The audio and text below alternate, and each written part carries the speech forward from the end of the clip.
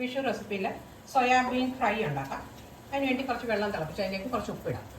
ഇതിലൊരു 2 cup soybean ഒരു 5 minute നന്നായിട്ടൊന്ന് തിളക്കട്ടെ.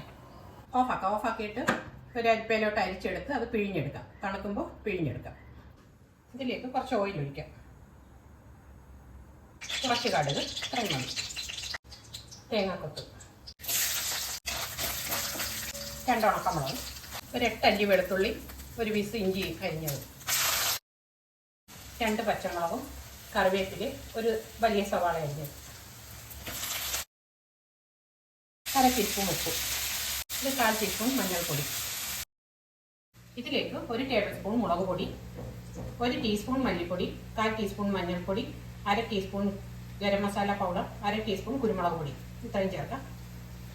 ചെറിയ തീയിലിട്ടൊന്ന് മൂപ്പിക്കാം. അതിലേക്ക് ഒരു തക്കാളി അരിഞ്ഞതിടാം. ഇത് തിളപ്പിച്ച സോയാബീന് നന്നായിട്ടെല്ലാം പിഴിഞ്ഞെടുത്തതാണ്, അത് ചേർക്കാം. ഉപ്പ്, ഇത് കുറച്ച് വെള്ളം മതി, ഒരു 1/4 കപ്പ് വെള്ളം മതി. അത് ഒരു 3 മിനിറ്റ് നടച്ച് വെക്കാം ചെറിയ തീയിൽ. ഇതിപ്പോൾ 3 മിനിറ്റായി.